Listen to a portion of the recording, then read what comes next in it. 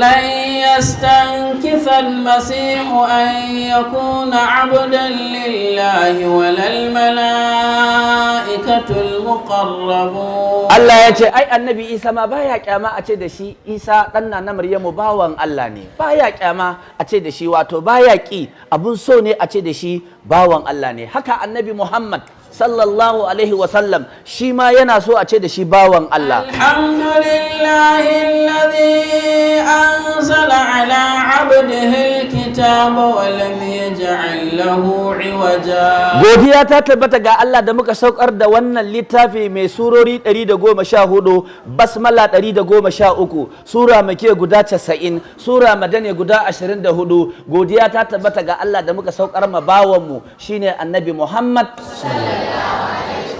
سبحان الذي أسرى بعبده ليلا من المسجد الحرام إلى المسجد الأقصى إلى المسجد الأقصى الذي باركنا حوله لنريه من آياتنا إنه هو السميع البصير.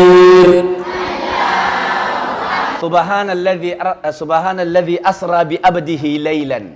Sarki ya tabbata ga ubangiji da ya tafiya da annabi Muhammad daga Makka zuwa Baitul Muqaddis.